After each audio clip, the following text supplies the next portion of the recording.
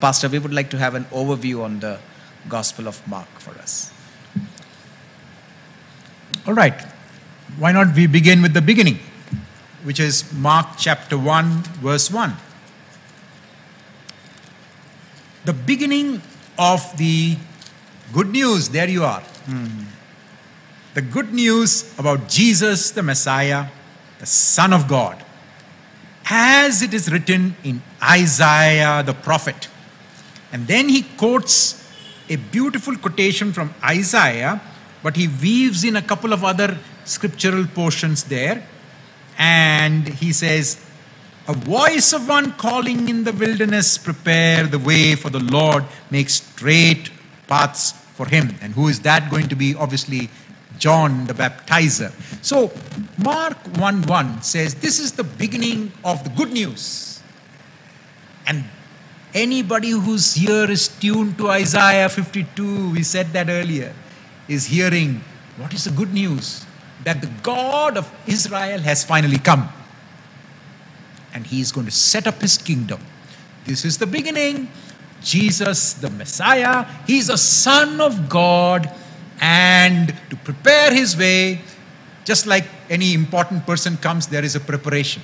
Somebody comes ahead. And the one to prepare the way is John the Baptizer. And so, in this gospel, this is the shortest gospel among the four. It is a shorter one. And when you read the Greek, it is even simpler Greek, let's say, compared to, say, Luke's gospel. Luke's Greek is little, you won't notice this when you're reading in a translation. But Mark is also very adept and very purposeful when he's putting the stories together.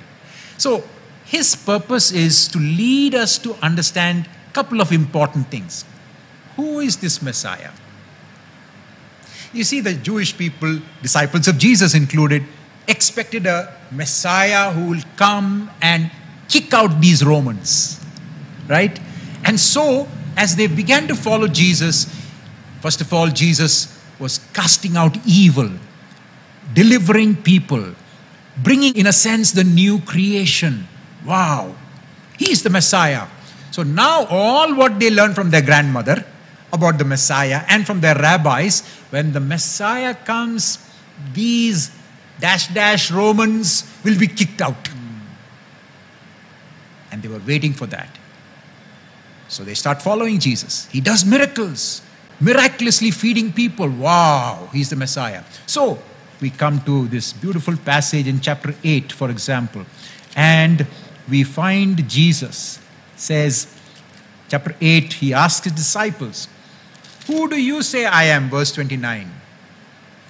Peter, the one who very often speaks up for the other disciples, says, you are the Messiah. Now, interestingly, that's the right answer, but like our school teacher would have said if when we gave a right answer, good, well done. Jesus tells him to shut up. In fact, in many places in Mark, when we read the story, he tells them, don't tell anybody. And you wonder why? If it's good news, we should tell people, right? But in Gospel of Mark, he's especially wanting to tell them, wait. Because the next thing Jesus does is explain the Son of Man, verse 31, is going to suffer many things. He'll be killed. It's horrible. So instead of kicking out the Romans, he's going to be kicked by the Romans. And they are going to put him on a Roman cross. Now, that doesn't suit what we have grown up with Jesus, is what Peter says. And so, the next verse, Peter took him aside and rebukes the Messiah. And that's when Jesus looks at all his disciples, because all of them are thinking the same way. And he rebuked Peter with very strong words. Get behind me, Satan, because you do not have in mind the concerns of God, but merely human concerns. What is that? What happened to Peter just now? He was open. At one time, it seemed to revelation from God. Now he's opening up to what is human or even demonic. And what is that? So in chapter 9 and then 10, again Jesus will talk about this suffering, his passion, that he's going to suffer and die. And every time the disciples, you see what happens after that, they don't get it. It's not easy. All your life you have heard of a Messiah who is going to bring in the kingdom by destroying your enemies. That's how great kings come, right? But this Messiah says, I am going to be king on the cross. I'm going to be enthroned on a cross. What kind of Messiah is that? So obviously Peter has to rebuke Jesus. And Jesus says, then soon after that, Jesus says in 8:34, whoever wants to be my disciple must deny themselves, take up their cross, and follow me.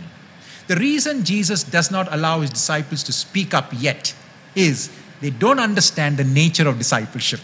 They know the Messiah, but what is the Messiah called to do? So in this central section where you have 2 healings of 2 blind men, very interesting.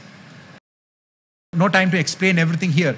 Within that is this very important teaching on discipleship. So Mark then tells you how this Messiah is going to be king. And he leads you up to the cross.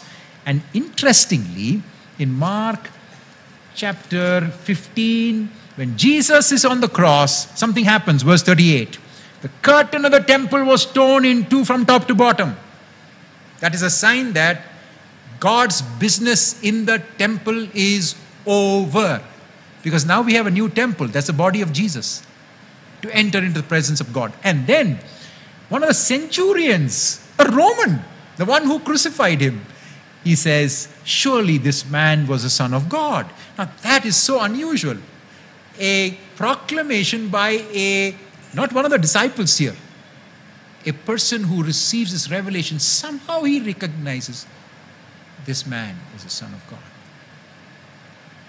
And so we have Mark shaping this gospel. Probably Mark was writing to believers who were suffering in the Roman Empire, maybe in and around Rome, and to encourage them that suffering, the cross-bearing life, is part of our discipleship. In fact, that is our calling.